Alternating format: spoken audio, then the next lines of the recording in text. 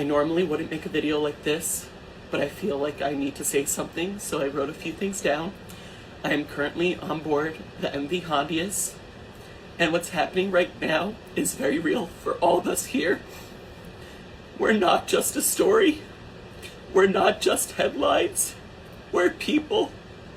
People with families, with lives, with people waiting for us at home. There's a lot of uncertainty, and that's the hardest part. All we want right now is to feel safe, to have clarity, and to get home. So if you're seeing coverage about this, just remember that there are real people behind it, and that this isn't something happening somewhere far away. It's happening to us right now. I'll share more when I can, but for now, I just ask for your kindness and understanding. Thank you.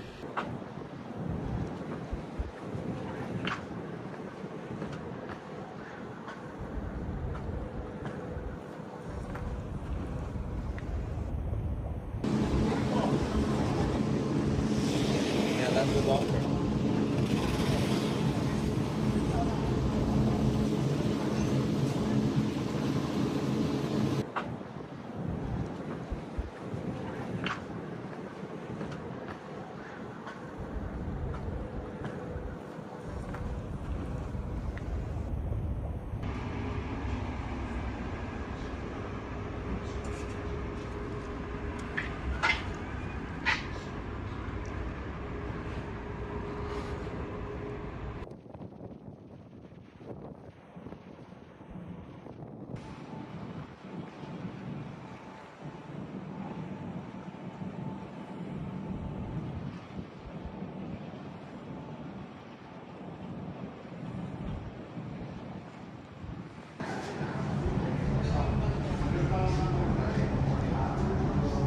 There were a group of tourists, about 150 of them, who were in the ship from Argentina going to Cape Verde. But along the way, they visited a lot of islands, especially where there's bird watching. And when they were going to St. Helena, there is a gentleman, a 70-year-old, who fell ill. And when they arrived in St. Helena trying to help him, unfortunately, he passed. He's from the Netherlands. His wife was flown to OR Tambo in order to fly back home because she could no longer be on the ship. And she was not sick, but when she arrived at OR Tambo, she collapsed. And they took her to hospital, where unfortunately she passed. The third one is a British gentleman between St. Helena and Ascension. He fell ill. And when he arrived in Ascension, they airlifted him to South Africa, where he's in a private hospital. He's the first one who was confirmed to have this hantavirus.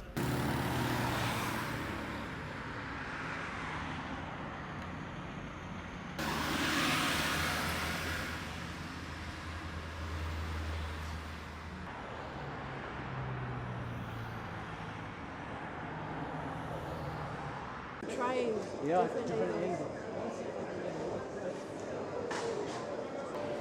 Unfortunately, there are no specific vaccines for hantaviral diseases. There are no specific antivirals to treat the disease in humans with. Treatment primarily is supportive care, so early identification of cases, seeking medical attention, and getting into facilities that are capable of assisting, for example, in this case, with the respiratory distress portion of the disease. That's really critical. But specific medical interventions, just nothing exists at this time. Well, certainly aboard the cruise ship, that would be the concern. They certainly need to figure out where the virus came from, whether it boarded in Argentina with some of the passengers, or if there's a common food source or something like that on the ship that's making these individuals sick. But outside the cruise ship, I mean, again, hantaviruses are known to have a global distribution. So in most places where there's humans and rodents living in close proximity, the risk of hantaviruses already exist. So it's making sure that individuals take appropriate precautions to limit their contact with rodents, in particular their droppings, which often contain the infectious virus and makes people sick. Just to also be clear that usually the hantaviruses most often are not usually spread human to human. Most of the viruses, I'll clarify now. So most of the viruses are normally transmitted through rodent droppings and it's usually in specific kinds of environments. There is a less common variant that occurs in South America that is associated with human-to-human transmission. And based on the Argentinian history, etc., and the travel history of these individuals, we will still do the confirmation to see whether it is a South American variant. But on the history, it looks like it's very likely to be that one. And that one that can be transmitted from person to person. There's only really one of two possible ways this could have happened. Number one is something on the ship could have been infected. Remember, with typically it would be rat or mice feces or urine that would have become airborne.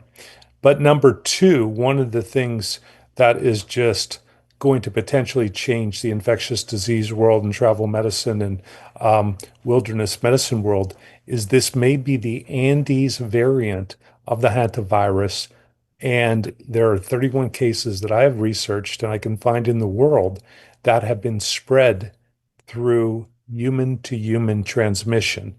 So initially it's very non-specific, unfortunately. You might have some muscle aches, almost like flu-like symptoms, fever, abdominal pain.